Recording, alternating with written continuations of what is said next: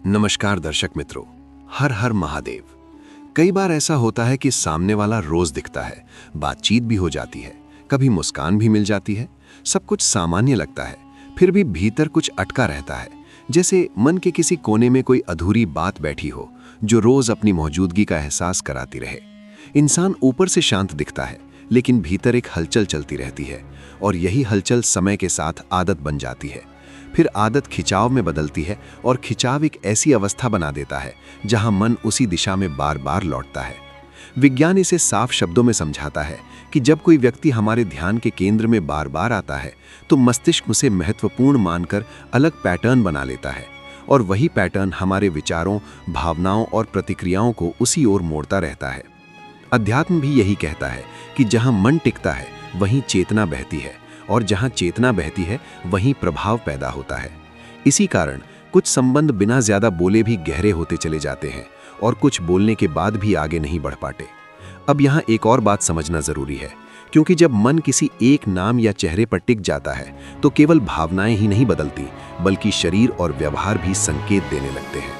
कई बार व्यक्ति खुद नहीं समझ पाता कि वो क्यों बेचैन है, क्यों ध्यान बार बार भटक रहा है, या क्यों किसी खास समय पर वही ख्याल उभर आता है।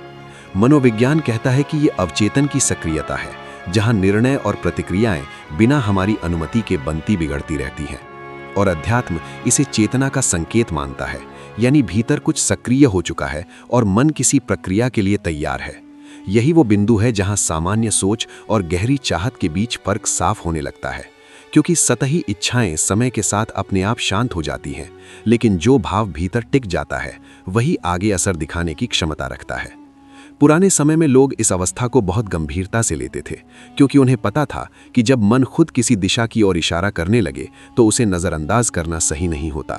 इसलिए इस शुरुआत में इतना समझ लेना ज़रूरी है कि जो भीतर चल रहा है वो केवल कल्पना नहीं है, बल्कि एक संकेत है।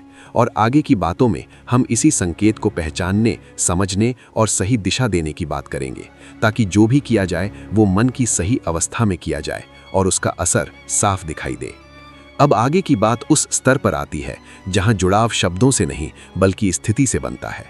बहुत लोग ये मान लेते हैं कि प्रेम या आकर्षण का अर्थ कुछ कहना या जताना होता है, जबकि वास्तविकता ये है कि कुछ संबंध बिना बोले ही आकार लेने लगते हैं।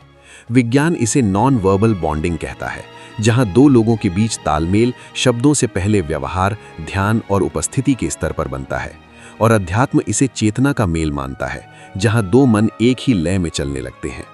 इसी कारण कई बार ऐसा होता है कि बात कम होती है लेकिन असर गहरा होता है, और कई बार बहुत कुछ कहने के बाद भी जुड़ाव पैदा नहीं हो पाता। ये वही अवस्था है जहां भावना बाहर नहीं बहती बल्कि भीतर सघन होती जाती है, और सघन भाव ही सबसे ज्यादा प्रभावी माने जाते हैं, क्योंकि वे बिखरते नहीं, टिकते हैं।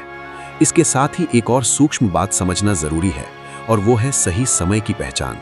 दिन में हर पल समान नहीं होता। कुछ समय ऐसे होते हैं जब मन भारी रहता है, सोचों से भरा रहता है, और कुछ समय ऐसे होते हैं जब मन अपने आप हल्का हो जाता है, बिना प्रयास के। मनोविज्ञान बताता है कि ऐसे समय में अवचेतन सबसे ज्यादा सक्रिय और ग्रहणशील होता है, क्योंकि उस पर तर्क या तनाव का दबाव नहीं रहता। और अध्यात्म कहता है कि यही वो क्षण होते हैं जब चेतना सीधी होती है, बिना परतों के। पुराने साधक और अनुभवी लोग इसी कारण समय को बहुत महत्व देते थे, क्योंकि वे जानते थे कि सही बात अगर गलत समय पर कही जाए या की जाए तो उसका असर नहीं होता, लेकिन वही बात सही समय पर अपने आप भीतर उतर जाती है। आगे की प्रक्रिया इसी समझ पर आधारित है कि मन कब सबसे खुला होता है, और उस खुलेपन को किस तरह दिशा दी जाती है, ताकि भीतर बना हुआ भाव बिखरे नहीं बल्कि अपने स्वाभाविक प्रभाव की ओर बढ़े। अब बात उस माध्यम की आती है जो मन और भाव के बीच सेतु का काम करता है, और वही माध्यम है कागज, जिसे पुराने समय में साधारण वस्तु नहीं बल्कि भाव को पकड़ने वाला पात्र माना गया।